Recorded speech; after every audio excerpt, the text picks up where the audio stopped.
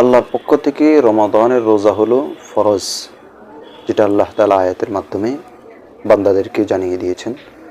এখন এই ফরজ বিধান যদি কেউ আদায় করতে অক্ষম হয়ে যায়, অপারগ হয়ে যায়, তাহলে তার জন্য বিধান আছে কিনা? হ্যাঁ, আল্লাহ তাআলা আয়াতেই সেটা বলে দিয়েছেন। আসসালামু আলাইকুম ওয়া রাহমাতুল্লাহি ওয়া বারাকাতুহু। নাহমাদুহু ওয়া নুসাল্লি আলা রাসূলিহিল কারীম, আম্মা বা'দ। ফাআউযু বিল্লাহি মিনাশ শাইতানির রাজীম। বিসমিল্লাহির রহমানির রহিম। আইয়ামিন মা'দুদাত ফামান কানা মারিদান আও আলা সাফারিন ফা'iদ্দাতুহু মিন আইয়ামিন উখর। সাদাকাল্লাহুল আযীম। দূরের কাছের, দেশের প্রবাসের যারা যেখান থেকে এই মুহূর্তে আমাদের রমজানের বিশেষ পর্ব দেখছেন, আপনাদেরকে অসংখ্য ধন্যবাদ। প্রিয় দর্শক, দিন প্রচারের উদ্দেশ্যে আলোচনাটি শেষ পর্যন্ত দেখবেন এবং শেয়ার করে দিবেন। আজকে খুবই গুরুত্বপূর্ণ বিষয় নিয়ে আপনাদের সামনে হাজির হয়েছি। আজকে যেটা আলোচনা করব সেটা হলো আল্লাহর পক্ষ থেকে রমাদানের রোজা হলো ফরজ, যেটা আল্লাহ তাআলা আয়াতের মাধ্যমে বান্দাদেরকে জানিয়ে দিয়েছেন।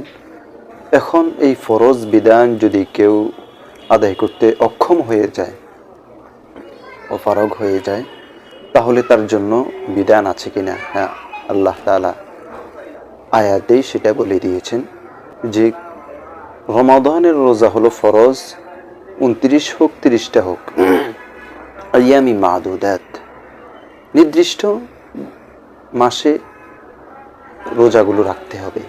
যদি কেউ অপারগ হয়ে যায়, ফামান কানা মারিদান, যদি কেউ অসুস্থ হয়ে যায়, আও আলা সাফারিন, অথবা কোনো ব্যক্তি সফর অবস্থায় আছে।